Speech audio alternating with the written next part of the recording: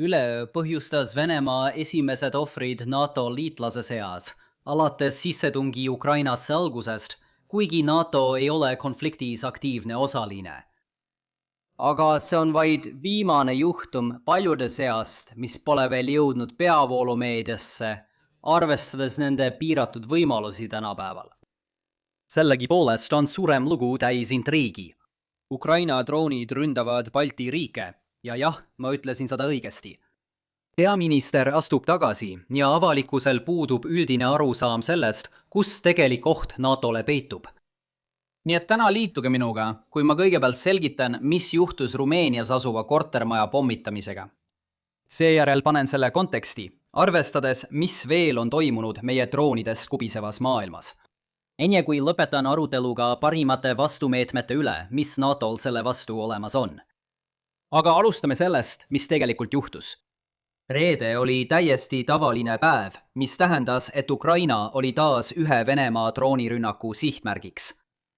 Seekord oli üheks sihtmärgiks riigi kaugeim edelapunkt.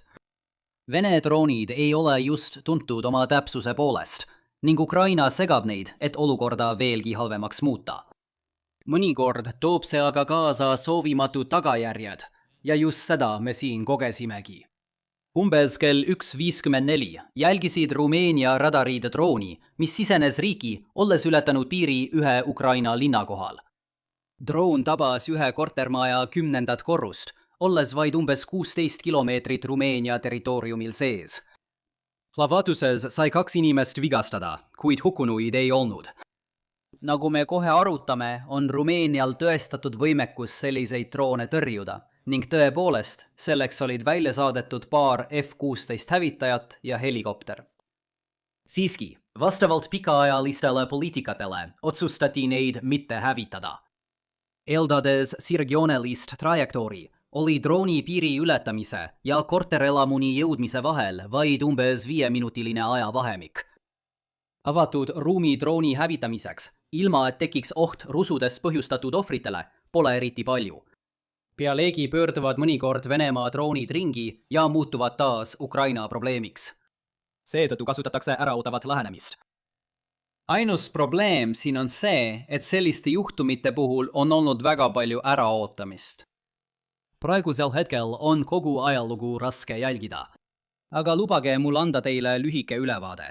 Rumeenia jaoks oli see alates sissetungi algusest 28. drooni sissetung. Aga Rumeenia ei ole sugugi üksi. Esimene paralleel, mis võib pähe tulla, on 2025 aasta septembri juhtumid. Droonide sissetungid Poolasse, mis viisid NATO 4. artikli konsultatsioonide käivitamiseni. Ja lõpuks operatsioon Eastern Sentry rakendamine, mis on NATO praegune süsteem sõjaga seotud õhuruumi rikkumiste käsitlemiseks. Ainult 10 päeva tagasi toimus veel üks drooni intsident ja see oli ilmselt kõige NATO-likum asi, mis kunagi juhtunud on. Drone lendas Vene õhuruumist Eestisse. Ja kui sa arvasid, et kõige loomulikum reaktsioon sellele oleks Rumeenia F-16 hävitajate väljalend Leedust nende püüdmiseks, siis palju õnne. Sa oled ilmselgelt liiga palju aega kollektiivse julgeoleku peale mõelnud. Aga just nii see juhtuski. Ja see oli edukas ning tehti suhteliselt odavalt, hoolimata visalt püsivast müüdist, et lääs teebki ainult seda, et tulistab Patriot-rakette droonide pihta. Ühelt poolt tõestab see juhtum, et NATOl on vajalik tõrjevõimekus olemas. Peamine erinevus seisnes selles, et droon oli Eesti asustamata alal, mis andis Rumeenia pilootidele võimaluse see ohutult alla tuua. Sellist luksust ei olnud Rumeenia pilootidel Rumeenia kohal. Teisest küljest jätsin kõige olulisema seni mainimata. Selle loo kõige huvitavam aspekt on see, et tegemist polnud Vene drooniga. See oli Ukraina drone.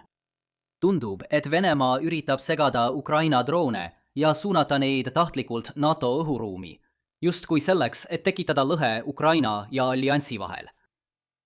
Seni on see kõik põhjustanud vaid poliitilisi probleeme nendele juhtidele, kes ei võta piisavalt kindlat kaitsehoiakut. Läti peaminister astus tagasi 14 mail nädal varem puhkenud skandaali tõttu. 3 Ukraina drooni ületasid Läti piiri. Kuid Läti radarid ei tuvastanud neid õigel ajal ning elanikud said hädaolukorra teate alles tund pärast seda, kui üks droonidest kukkus naftahoidlasse. Seetõttu otsib Läti praegu uut peaministrit. Ja kui ma tohin siinkohal väikese kõrvalepõike teha, siis on võimalik, et sa jäid sellest kõigest üldse ilma. Sellest on uskumatult vähe räägitud, eriti siinpool Atlandit. See juhtub siis, kui meedia otsustab kajastada iga mõttetut sõna, mida Trump ütleb, kuigi tegelikult peaksime lihtsalt 2 sekundit sildile osutama ja oma eluga edasi minema. Mind hämmastab endiselt, kui tavaline on, et inimesed kirjeldavad Trumpi kui strateegilist ja irratsionaalset. Ometi reageerib kogu maailm ühiselt inimesele, kellel on enneolematu soov olla tähelepanu keskpunktis, tehes temast pidevalt selle keskpunkti. Igatahes teeb praeguse olukorra ainulaadseks see, et esimest korda on Vene droonid põhjustanud ohvreid NATO riigis. Pidin seal oma sõnastusega ettevaatlik olema, sest te võite meenutada, et 2022 aasta novembris hukkus Poolas 2 inimest, kuid see juhtus Ukraina tõrjerakettide tõttu, mis olid kursilt kõrvale kaldunud ja tabasid Poola talu. Seekord on aga tõepoolest Venemaa otseselt selle juhtumi eest vastutav. Ja see viib järgmise küsimuseni. Kuidas reageerivad siis Rumeenia ja NATO ühiselt sellele olukorrale? Ma hakkan siin natuke edasi-tagasi liikuma, sest avalik arusaam toimuvast ei vasta NATO tegelikele tegevustele ning samuti on siin arusaamade vahel lõhe selles, mis on tegelik strateegiline murekoht. Las ma alustan oma kriitikaga. Euroopa keskendub liiga palju tulemusele, mitte protsessile. Midagi sellist, nagu juhtus Rumeenias, pidi varem või hiljem juhtuma. Te ei saa lihtsalt lasta droonidel riikidesse lennata ja mitte oodata, et keegi saab varem või hiljem viga. Iga kord, kui toimub õhuruumi rikkumine ja kõik lõpeb hästi, on see lihtsalt järjekordne ruletiratast keerutamine, mis õnneks peatub sinu numbril. Jällegi, tegelik fookus peab olema protsessil, mitte tulemuses. Ja protsess seisneb selles, et kõik need droonid peatatakse palju varem. Olukord põhjas on keeruline, sest seal on NATO tegevusel loomupärased piirangud. Keegi Euroopas ei kavatse öelda Ukrainale, et nad lõpetaksid katse pommitada Venemaa naftataristut. No, olgu, peaaegu mitte keegi Euroopas, ja neid on ühe võrra vähem kui paar kuud tagasi. Ja milbas tasandil peame astuma sammu tagasi ja hindama Venemaa kavalust, kui nad püüavad tekitada poliitilist segadust, lastes Ukraina relvadel kahjustada NATO sihtmärke. Asi on selles, et kuni Kreml ei luba NATOl Venemaa sees kaitsepositsioone rajada, tuleb kõik teha piiri läänepoolses küljes. Lahendus on Eastern Sentry ja see lahendus töötab, arvestades sealsetest piirangutest tulenevaid tingimusi. Poola ja Rumeeniasse suundumine on aga hoopis teine lugu. Mõlemal neist riikidest on rohkem ruumi tegutsemiseks, sest neil mõlemal on Ukraina puhvrina vahel. Vene droonid ei tohiks kunagi Poola ega Rumeenia piiridele lähedalegi jõuda, sest Vene droonid tuleks hävitada palju kaugemal idas, sügaval Ukraina territooriumil. Nüüd on sul sealt 2 võimalust. Sa võiksid seda ise teha või lasta Ukrainal seda enda eest teha. Oli aeg, kui NATO riigid oleksid võinud ise asju lahendada, kuid ma arvan, et see aeg on möödas. Praeguses olukorras tundub, et Ukrainal on liigset tõrjerakettide tootmisvõimsust. Puudu on ressursid, et seda tootmisvõimsust täielikult ära kasutada.